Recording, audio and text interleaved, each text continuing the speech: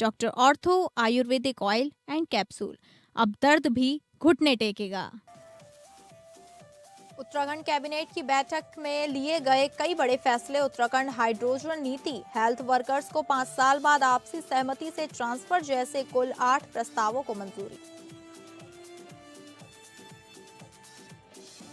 पूर्व सीएम हरीश रावत ने धामी सरकार पर साधा निशाना, कहा सरकार के संरक्षण में हो रहा है जमीनों का अतिक्रमण। गैर हिंदुओं के प्रवेश निषेध मामले पर कैबिनेट मंत्री सतपाल महाराज ने दिया बयान, कहा हम अध्ययन कर रहे हैं, जल्द फैसला लिया जाएगा।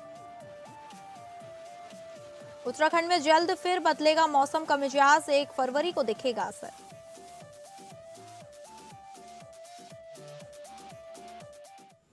नमस्कार, आप सभी का स्वागत है उत्तराखंड बुलेटिन में और मैं हूं आपके साथ अंकिता सिंह। बुलेटिन की शुरुआत करेंगे जहां मुख्यमंत्री पुष्कर सिंह धामी की अध्यक्षता में उत्तराखंड सचिवालय में कैबिनेट की बैठक हुई। इस बैठक में 8 महत्वपूर्ण बिंदुओं पर कैबिनेट ने अपनी मोहर लगाई है। मंत्रिमंडल की बैठक में सभी मंत्री मौजूद रहे और मंत्रिमंडल के फैसलों की जानकारी अपर सचिव मुख्यमंत्री वंशीधर तिवारी ने दी। कैबिनेट के निर्णय है जिसमें पहला है स्वास्थ्य कार्यकर्ताओं के लिए स्थानांतरण की सुविधा। स्वास्थ्य कार्यकर्ता जिनकी सेवा 5 वर्ष पूर्ण हो चुकी है वे आपसी सहमति से जिलों में स्थानांतरण का लाभ ले सकते हैं। दूसरा है राजस्व विभाग में भूमि अर्जन की नई व्यवस्था। राजस्व विभाग में आपसी समझौते से भूमि अर्जन की नई व्यवस्था लागू की गई है जिससे भूमि अर्जन की प्रक्रिया आसान रहेगी। तीसरा है जनजातियों कल्याण विभाग में पदों का सृजन। जनजातियों कल्याण विभाग में पदों के सृजन को अनुमति दी गई है और पूर्व की नियमावली में संशोधन किया गया है। चौथा है भूजल के दोहन को नियंत्रित करने के लिए नियमावली। भूजल के दोहन को नियंत्रित करने के लिए नियमावली बनाई गई है और व्यावसायिक उपयोग की दरें निर्धारित की गई हैं। रजिस्ट्रेशन फीस 5,000 रुपए होगी। पांचवा है जीआरडी उत्तराखंड विश्वविद्यालय को अनुमति। जीआरडी उत्तराखंड विश्वविद्यालय को अनुमति दी गई है जिससे विश्वविद्यालय को अपने शैक्षणिक कार्यक्रमों को आगे बढ़ाने में मदद मिलेगी। छठवां है चित्यालीसौड़ और गोचर हवाई पट्टी का हस्तांतरण। चित्यालीसौड़ और गोचर हवाई पट्टी को रक्षा मंत्रालय को हस्तांतरित किया जाएगा जिससे इन हवाई पट्टियों का उपयोग रक्षा उद्देश्यों के लिए किया जा सकेगा। सातवां है ऊधम सिंह नगर की पराग फर्म की भूमि का उपयोग। ऊधम सिंह नगर की पराग फर्म की भूमि को सिडगुल को दी गई थी और अब सिडगुल अपनी जमीन को सब लीज कर ले सकेगा। आठवां है ग्रीन हाइड्रोजन के तहत नीति को मंजूरी। ग्रीन हाइड्रोजन के तहत नीति को मंजूरी दी गई है और सब्सिडी पर कमेटी का गठन किया जाएगा। मुख्य सचिव कमेटी के अध्यक्ष बनाए गए हैं।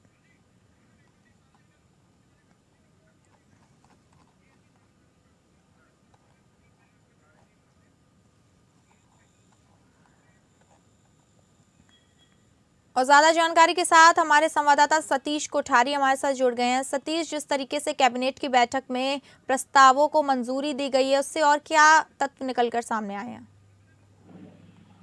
देखिए, मैं बात करूं तो लगातार जिस तरीके से उत्तराखंड में चाहे स्वास्थ्य की बात करें चाहे अन्य चीजों की बात करें, लगातार सरकार ध्यान देती है प्रदेश में। और कल जो है 8 प्रस्तावों पे मोहर लगी है और 8 प्रस्ताव में एक राजस्व विभाग को लेकर है और क्या स्वास्थ्य को लेकर है। इस तरीके से 8 प्रस्ताव पे मोहर लगी और आने वाले समय में जो है काम आएगा ये जो प्रस्ताव है और आने वाले समय में बहुत फायदेमंद रहेगा। तो इसको लेकर जिस तरीके से लगातार धामी सरकार फैसले ले रही है प्रदेश हित में तो बहुत कारगर साबित होंगे। जी ठीक है, बहुत बहुत धन्यवाद आपका जानकारी साझा करने के लिए।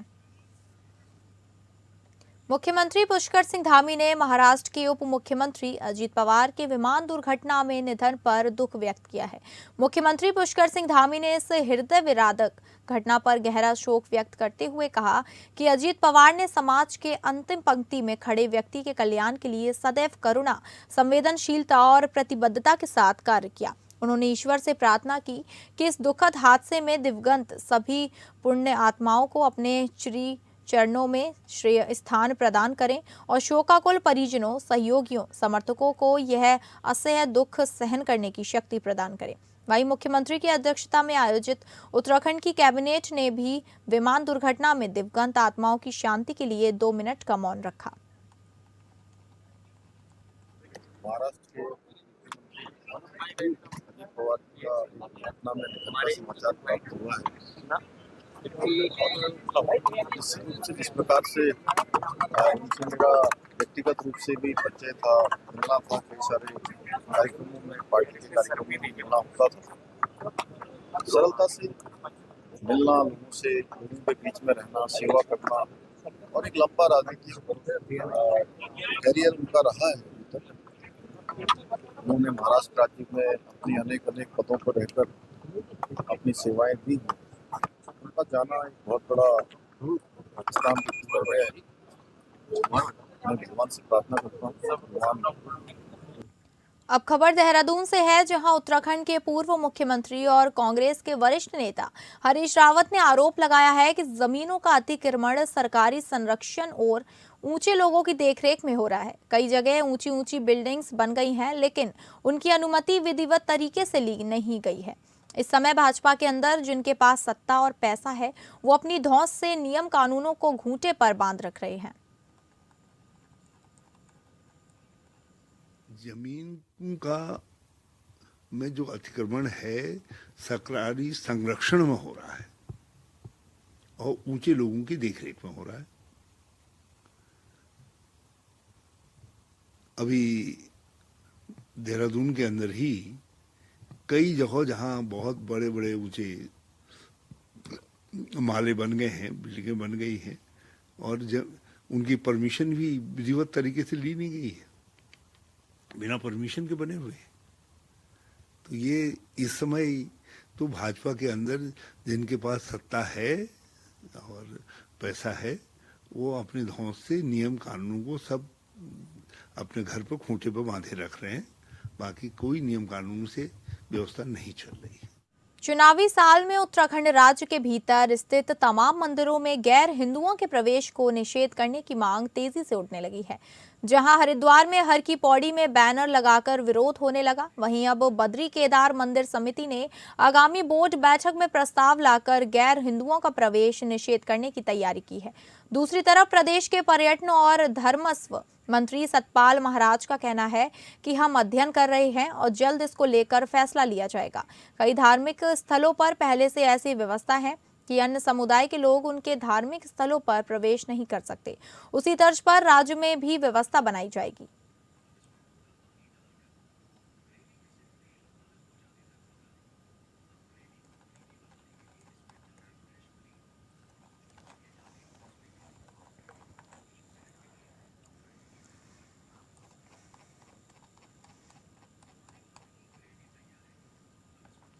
उत्तराखंड कांग्रेस ने बीजेपी पर दोहरेपन का आरोप लगाया है। कांग्रेस के मीडिया प्रभारी राजीव महर्षि का कहना है कि उत्तराखंड राज्य में बीजेपी सरकार ज्वलंत मुद्दों पर जवाब देना छोड़कर मंदिरों में गैर हिंदुओं के प्रवेश पर चर्चा कर जनता का ध्यान भटकाने का काम कर रही है, जबकि वहीं बीजेपी शंकराचार्य का अपमान भी कर रही है, जो साफ तरीके से इनके दोहरेपन को दिखाने का काम करता है।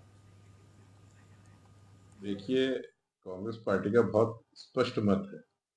कांग्रेस पार्टी ने बहुत ज्यादा साफ और स्पष्ट कर दिया इस चीज को कि भारतीय जनता पार्टी इन बातों के अलावा किसी और बात से सरोकार नहीं है। भारतीय जनता पार्टी को अंकिता के मुद्दे पर कांग्रेस पार्टी बार बार मांग कर रही है कि इसको जो है सिटिंग जज की निगरानी में इसकी सीबीआई जांच होनी चाहिए। ये सीबीआई जांच को डिक्लेयर करके बैठ गए हैं। हमारे प्रदेश अध्यक्ष, हमारे अन्य वरिष्ठ नेता समय समय पर कह रहे हैं कि भाई आप किन पे जो है बिंदुओं पर ये जांच करेंगे, वो आप स्पष्ट नहीं कर रहे हैं। सुखवंत सिंह का अभी एक किसान का मामला, बीकेटीसी केदारनाथ, बद्रीनाथ समेत 42 धार्मिक स्थलों पर गैर हिंदुओं के रोक पर विचार कर रही है, जिसको लेकर कांग्रेस सरकार व बीकेटीसी अध्यक्ष पर हमलावर है। लेकिन वक्फ बोर्ड के अध्यक्ष शादाब शम्स ने बीकेटीसी के फैसले का समर्थन करते हुए कहा कि भाजपा सभी धर्मों का सम्मान करती है, जबकि कांग्रेस ने हमेशा सनातन धर्म का अपमान किया है और ये कांग्रेस की आदत बन चुकी है। शादाब शम्स ने कहा कि कांग्रेस लगातार अच्छे काम के खिलाफ रहती है। शादाब शम्स ने कहा कि अगर कोई मेरे कर्मकांड में दूसरा विद्र डाले तो यह धर्म का सम्मान हुआ कि अपमान हुआ। शादाब शम्स ने कहा कि मुसलमान सिर्फ कांग्रेस के लिए वोट बैंक हैं।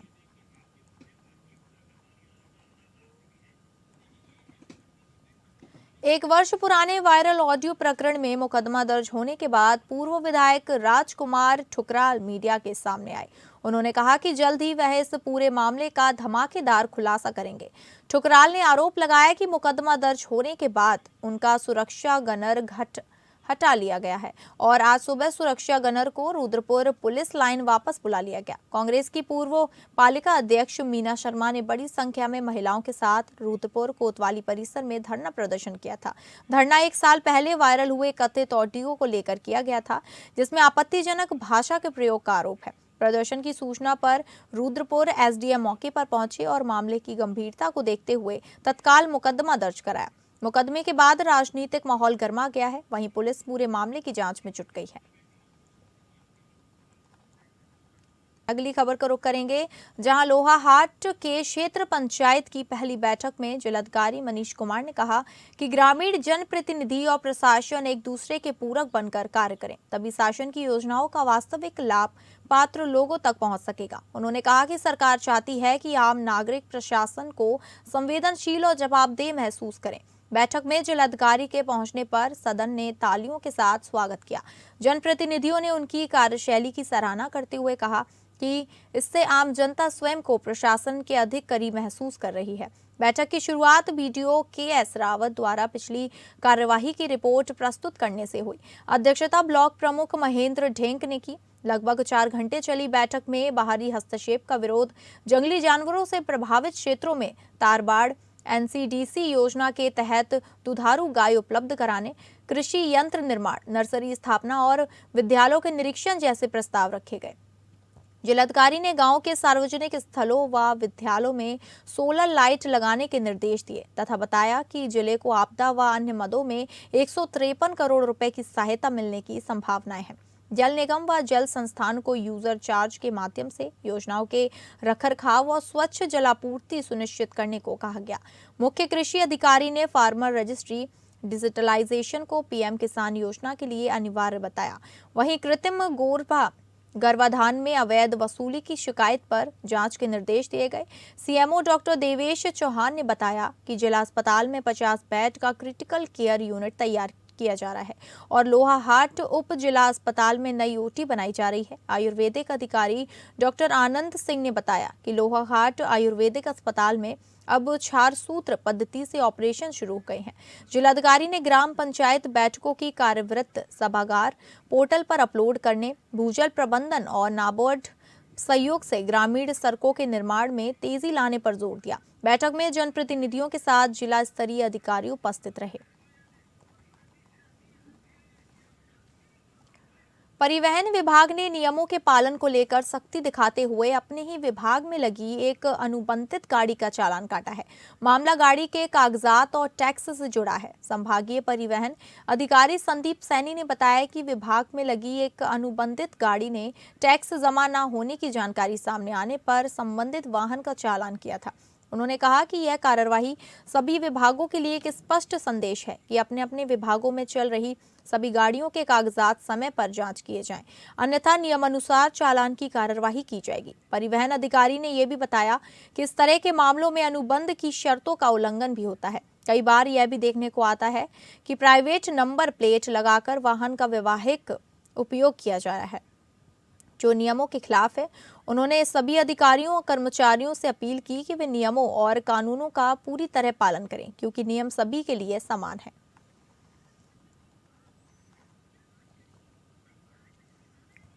दिनेशपुर क्षेत्र में बिजली चोरी के खिलाफ बिजली विभाग की विजिलेंस टीम ने बड़ा अभियान चलाया है। बिजली विभाग की देहरादून विजिलेंस टीम हल्द्वानी के अधिकारियों के साथ साथ गदरपुर और दिनेशपुर विद्युत विभाग की संयुक्त टीम ने नगर क्षेत्र में ताबड़तोड़ छापेमारी की। इस अचानक हुई कार्यवाही से बिजली उपभोक्ताओं में हड़कंप मच गया। टीम ने दिनेशपुर नगर के बाद गूलर भोज क्षेत्र में भी छापे मारते हुए कई लोगों की बिजली चोरी करते हुए पकड़ा। कार्यवाही के दौरान कई अवैध कनेक्शन काटे गए। बिजली चोरी में पकड़े गए लोगों के खिलाफ शाम तक मुकदमा दर्ज किए जाने की प्रक्रिया चल रही है। मौके पर मौजूद अधिशासी अभियंता उमाकांत चतुर्वेदी ने बताया कि यह अभियान आगे भी लगातार जारी रहेगा और किसी भी सूरत में बिजली चोरी बर्दाश्त नहीं की जाएगी।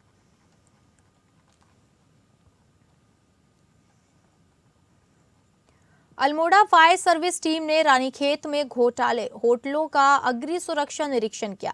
टीम ने होटल स्टोनवुड, पार्वती रिट्रीट और वुडसवला होटल की अग्निशमन व्यवस्थाओं की जांच की और स्टाफ को अग्नि सुरक्षा के बारे में जानकारी दी। साथ ही होटल प्रबंधन को आवश्यक दिशा निर्देश प्रदान किए गए।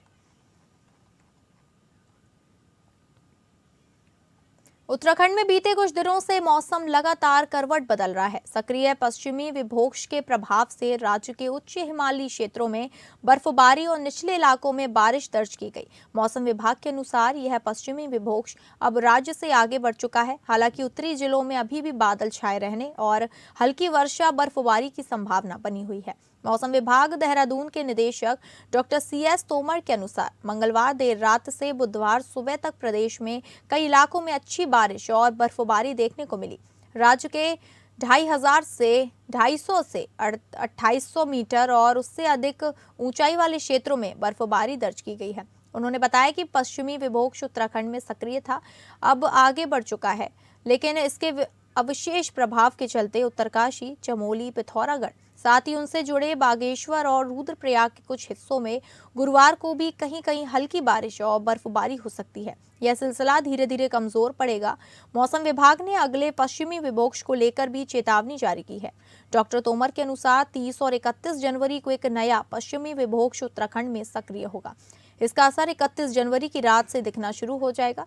1 और 2 फरवरी को इसका प्रभाव सबसे अधिक रहेगा और इस दौरान राज्य के पर्वतीय क्षेत्रों में 2800 मीटर से अधिक ऊंचाई वाले इलाकों में बर्फबारी और मध्यम ऊंचाई वाले क्षेत्रों में हल्की सी मध्यम बारिश होने की संभावना है।